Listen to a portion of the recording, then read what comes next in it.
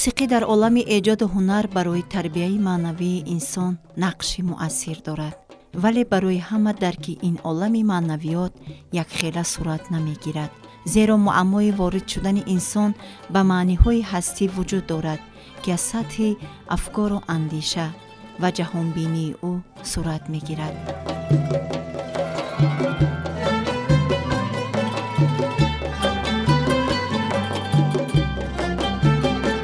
واقعا هم شش مقام یک هنر، یک صنعت قدیمی است که شهادتنامه تاریخی دارد و پیراهه‌های زیادی را گذشته و دوره‌های زیادی را سپری کرده و تا ما آمده رسیده است.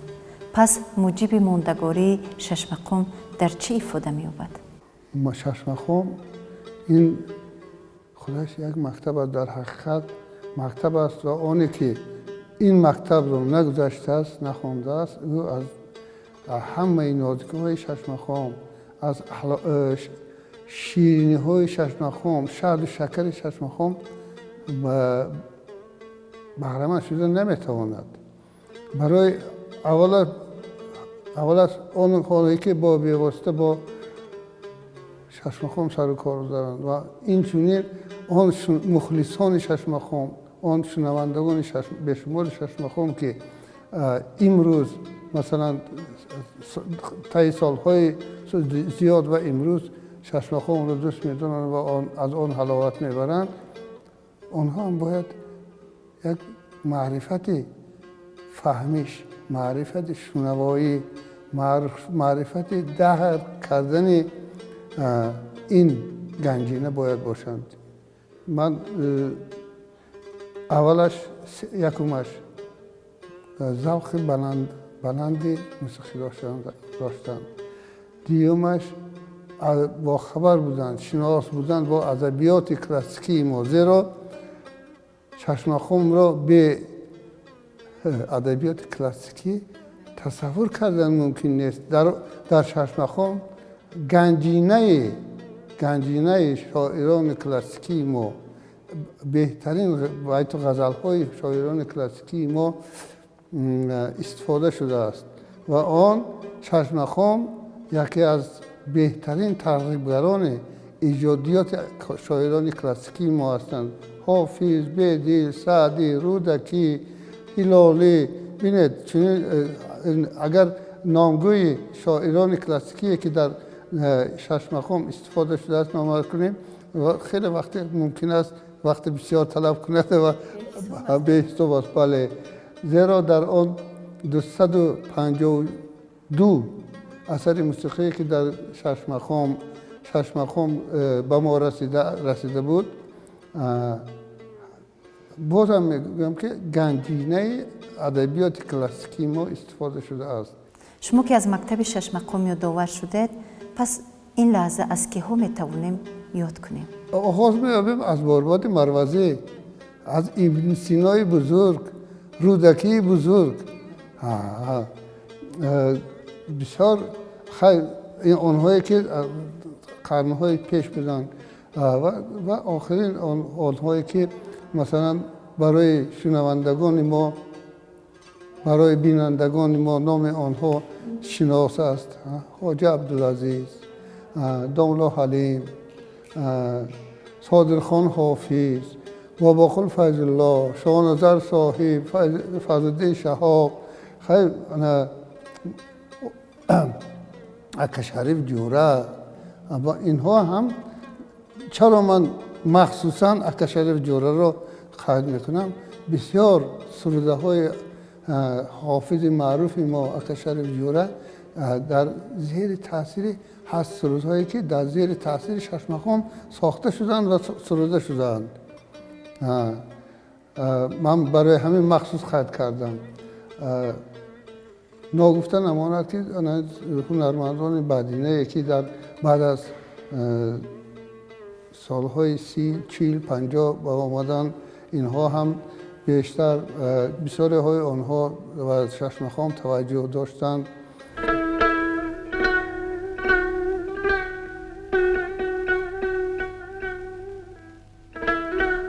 دکتر علم‌های سنت‌شناسی профессор Алмос Абдуллоев дар ин самт андешаҳои худро дорад, ки дар мисоли мусиқии баландпояи тоҷикон шашмақом мехоҳад гирехкушоӣ намояд.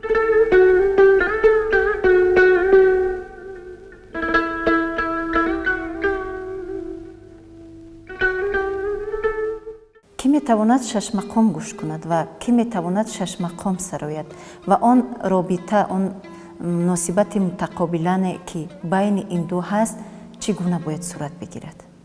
сароянда дар як оҳанги дилбар бо садои хушрӯ суруд месарояд. таъсири вай ба шунаванда хеле баланд аст. вақте ки шунаванда ба завқ тамошо мекунад, бо дилу ҷон садои вай сарояндаро гӯш мекунад ва аз он ҳаловат мебарад. вақте ки алоқаи мутақобила ба вуҷуд омад, робита пайдо шуд, аллакай барои сароянда ҳунарманд як зинаи баланд бояд кӯшиш мекунад, ки вай хубтар хонад, хубтар иҷро намояд, то ки таъсири сурудаш ба шунаванда бештар шавад. баъд ҳамин хел робита боз ҳам барои инкишофи минбаъдаи ҳам ҳунарманд, ҳам санъати сарояндагии ӯ, санъати шашмақом як хизмати такон медиҳад.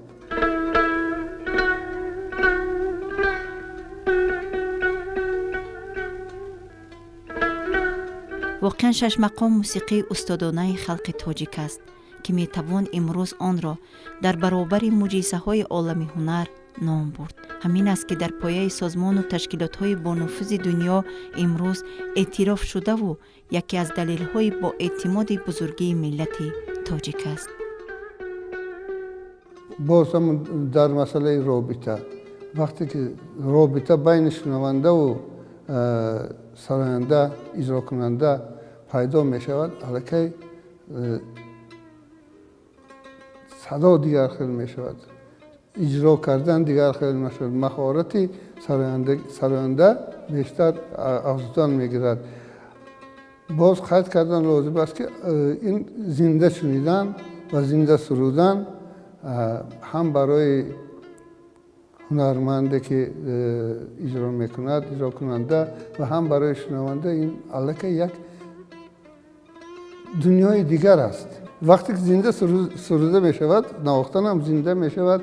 нагуфта намонад, ки барои мусиқии классикии мо шашмақом созҳои мардумӣ аслан бештар бо тавассути тамбуру дутор суруда мешуд, тамбуру дутору доира.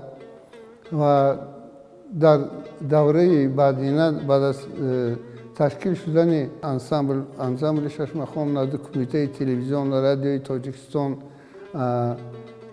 баъд аз он ки устозони забардасти шашмақом бобоқул Файзуллоев, Шоҳназар Соҳибов, Фазлиддин Шаҳобов ба ин Тоҷикистон даъват шуданд ва онҳо фаъолияти худро дар инҷо дар тарғиб шашмақом оғоз намуданд. аз ҷавонҳои ҳунарманди, ҷавоне ки дар Тоҷикистон буданд, дастаҳо ташкил намуда омӯзиши шашмақомро ва тарғиботи шашмақомро оғоз намуданд. асбобҳои миллие ки дар ин Тоҷикистон вуҷуд дошт ва монанди ғижаку наю, тамбуру дутору, чангу доираву инҳоро ворид намуданд ва ҳайати ансамблҳои навозандагон васеъ карда шуд, то ки садои мусиқӣ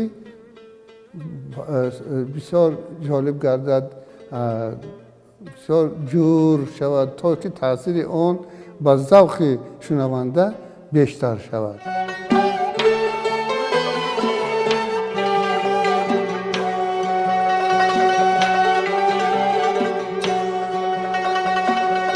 дарки шашмақом осон нест барои нафаре ки дарки олами маънавиёт надорад. чанд муаммову масъалаҳое ҳастанд, то шунаванда шашмақомро گوش کند، لذت ببرد.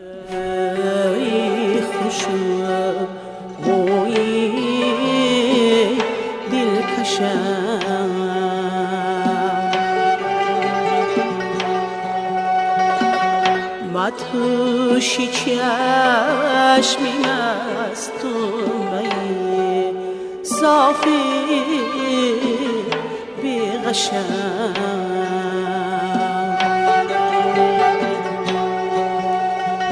خیلی متاسفانه در زمان حاضر می‌بینیم که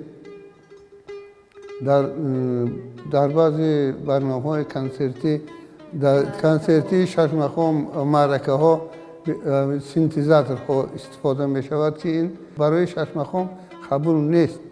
آن لذتی که از سازهای ملی میگیری اون رو زوده نمیتواند. اون نوزیکی هایی که در ششمخم هست، اون نوزیکی هایی که در سازهای ملی داده میتواند، آن ناله ها، آن کشش ها، آن شتریخ های و زیبا در اسباب های الکترونی الکی ناممکن است دادن.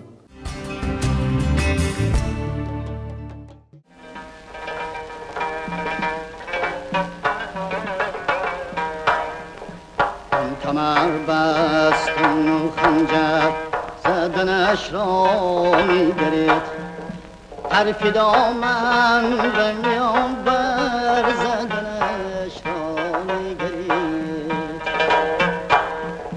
جانی بگیری من می‌گذرد سرناز، خنده بر جانی بدیگر زدنش را می‌گرفت.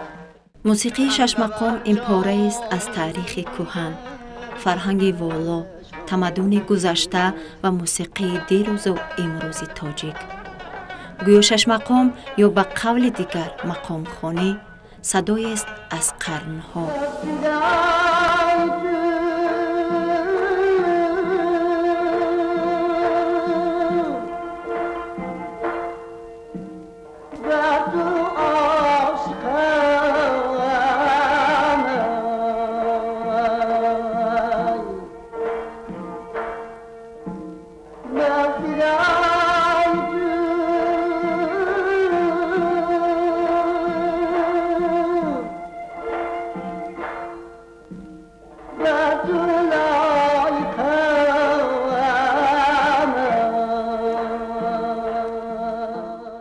خود حکمت ماندگاری ششمقام در آن افاده می‌یابد که مکتب ششمقام طریق استاد و شاگرد تا ما آمده رسیده است و رشد کرده است، ولی سرچشمه‌های تاریخی هم گواه از آنند که هنوز در عصرهای 15-16 گوییم یک کوشش حفظ کردن ششمقام طریق کتابت بود. ناگفته نماند که از کوشش ثبت کردن موسیقی از عصرهای پیشینه آمده است و از عصرهای 14-15 بسیار کوشش ها کرده شد و در موادهای تاریخی هستند که از طرف موسیقیدان ها، موسیقیشناس های ماورالنهر ثبت شده است. از یکی از آن کتابت شده است. یکی از آنها در خوارزم کوشش شده است عصرهای 14-15 که همین موسیقی با علامت های مخصوص نوشته شود، کتابت شود. در ما بیشتر طرز از استاد و شاگرد، یعنی روبرو آموختن موادها بسیار پهن بود و همین طریق به ما رسیده آمده است. هر یک استاد 3-4 شاگرد داشت و این شاگردها اول سواد می آموختند، دیوم علم اقا یعنی ضرب می آموختند، بعد یکی از سازهای موسیقی را می آموختند، بیشتر آن تنبور بود و دوتار بود، دایره بود می آموختند و بعد از چندین سال که بعد از شعر و غزل‌های شاعران کلاسیکی برخوردار می شدن، بسیار سخت طلب میکردند استادان پیشتر. هر هفته بخیر من از خودم میگویم که استاد من شاگرد حاجی عبدالعزیز قاری سراج نام داشتند و اگر ما هر ماه هیچ نباشد 4 غزل از یاد نکنیم بسیار دشنامی سخت میکردند. سختگیری میکردند؟ البته استاد سختگیر نباشد شاگرد هیچ چیز نمیشود. انا روحشان شاد بود. انا همین طرز اگر میگفتن که ما انا همین خیلی آموختیم از حاجی عبدالعزیز، شما باید انا همین خیلی کلیتون از خود کنید. هم درسی خامه گذاشتن دایره تا ظرفای ششمخو بسیار ظرفای بسیار مشکل است. بسیار خرسنده بخش است که بسیار هنرمندان ما به مانند بای محمد نیاز و برنامه ساخ و کریم جان قاسم، علی جان صالح،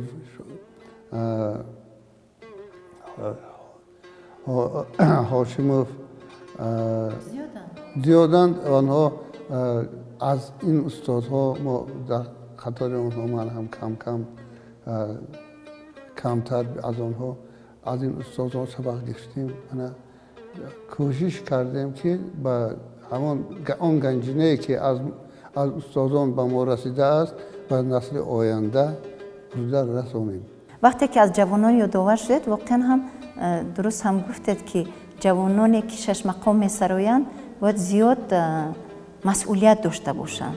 مثلا در برابر از خود کردن ادبیات پرغناوت ما، اون غزل‌هایی که گفتید، واقعا هم این یک مسئولیت بزرگ است برای پیشنهاد 6 مقام، برای ببیننده پیشنهاد کردن، برای حزم 6 مقام از جانب شنونده. یعنی که هستن نفرانی که تا یک اندازه سهل میپندارند پیشنهاد 6 مقام را. حافظی که نکم از یک 500-600 غزل و شعر از یاد نمیداند و حافظی کامل شدن نمیتواند. من 20 سال آورده میتوانم سالهای زیاد با جوربک مرادوف، ظفر ناظموف همکاری کردم. آذین هاشموف بسیار دوستی نزدیک بودیم. اینها کان شعر بودند. در ما سفر هنری می رفتیم، بجایی که سر و لباس گیرد هر یک همین در جامدان ظفر ناظم کمشون 10 دیوان بود. جوربک مرادوف از دستش نمیماند که جایی که نبود دستش بود. اما یک دیوان غزلیات یک شاعر یا که دیگر آذین هاشم و آذین هاشم کان بود، کان غزل، کان شعر. از کدام یک شاعر یک نام بری البته یک اقتباس می آورد که این شاعر فلان این خیلی وی حافظ و حافظند. چرا حفظ کردند؟ من با بسیار هنرمندان میگم که حافظ نیست سرایندش مون. حافظ آذین هاشم، حافظ جوربک مراد، جوربک نوی، ظفر ناظم، اینها حافظند برای که حفظ کردند که نکم 1000-2000 غزل و شعر از یاد میدانند. من از بخواستم که از آن هنرمندان که امروز به جاده صنعت قدم گذاشتند بیشتر و آثار کلاسیکان ما، امروز هم شاعران ما بسیار شاعرای خوب در بین امروزه همزمانهای ما شاعرای خوب هستند. از ایجادات آنها با خبر باشند، برخوردار باشند، بیشتر از شعر و غزل از یاد کنند، حفظ کنند تا که درجه حافظی برسند. مسئله اساسی برای اکثر امروزیان خاصه جوانان قبول کردن موسیقی در بسیار حالت همچون عامل لذت و شوق پرستی، یعنی رقص و بازی و فراغت سبب می باشد. البته با این یک عده آهنگ هایی که در سطح خیلی پس پیشنهاد می شوند سبب گردیده است. اما 6 مقام موسیقی عرفانی است که در بند و بست آهنگ‌های روان آن معنی‌های بزرگ نظم فارسی تاجیکی در شکل نواها آفریده شدند. نمیدانم کنون بشو همیدی یکی امروز با ما سر دل کن که دارد عالم این عالمی دل عالمی. درباره رشد صنعت شش مقام در زمان صاحب استقلالی چی میگوید؟ برمیگردم به همون فرمان تاریخی که از طرف پرزیدنت مملکت ما به تاب رسیده بود و باید خیال کنم که در صنعت شش مقام سرایی یک تکان بزرگ شد. در جمهوری تاجیکستان انسامبل ها پیدا شدند بعد این فرمان در خوجند پیدا شد، در بدتر دیرتر در قرغن، در ناحیه ها حصار، شهر نو، فیض آباد انسامبل های شش مقام سرایان پیدا شدند و خیلی صنعت شش مقام سرایی جان گرفت. مکتب امروزه شش مقام را چگونه ارزیابی میکنید و واقعا هم آنهایی که در این مکتب تربیت یافتند و امروز برای شنونده برای بیننده شش مقام را پیشنهاد میکنند باید از کدام پهلوهای این هنر برخوردار باشند؟ باز تکرار میکنم برای شنیدن فهمیدن شش مقام شنونده را تربیت کردن در کار است. شنونده باید تربیت آماده باید باشد. آمادگی آن از چه فایده می شود؟ در طریق رادیو و تلویزیون ترغیبات آن بهتر باید کرده شود. برنامه های مخصوصی باید کرده شود، باید باشد که همین شش مقام برای شنونده فهمانده تیاد. مثلا امروز سرخبار نام دارد، تلخین نام دارد، نثر نام دارد، افر نام دارد، ترانه نام دارد، صوت نام دارد، عمل نام دارد، فروغ نام دارد. این شنونده داند که فروغ چی است، عمل چی است، تلخین چی است، تلخین چی، نثر چی است، سرخبار چی است، چطور طرز سرودن آن باید با شنونده طوری که قبلا از طرف شاهنظر صاحب و فضلالدین شهابوف در تلویزیون تاجیک پیش از آن که برنامه کنسرتی سر شود از طرف استادان فهمانده داده می شد که من مثلا حاضر این مثلا تلخینچه نوا، تلخینچه چی است همون فهمانده میدادن بعد صدا میداد شنونده الکی میفهمید که یعنی این تلخینچه این بوده است. از آن که امروز به صحبت ما آمدید بسیار سرفرازیم و روز شش مقام را برایتان تبریک میگوییم. تمنا میکنیم که همین صنعت ملی ما که از اصالت ملی ما از اصالت تاریخی ما درک میدهد با سما رشد کرده باشد و از اون مسئله هایی که اینجا یادآور شدید، از اون مصلحت و از اون درسی که امروز واقعا هم صحبت شما برای ما یک درس بود، برای ما و بیننده ها گفتید. فکر میکنیم که آنهایی که مسئولیت ادامه شش مقام را دارند، آنهایی که مکتب شش مقام را برای آیندگان پیشنهاد میکنند، از این صحبت یک درس گرفته باشند، یک پند گرفته باشند و تا توانند در پیشنهاد شش مقام سهلنگاری نکنند و همین حکمت و همین فلسفه زنده ماندن شش مقام، ماندگاری شش مقام را در خود احساس نمایند. سلامت باشید.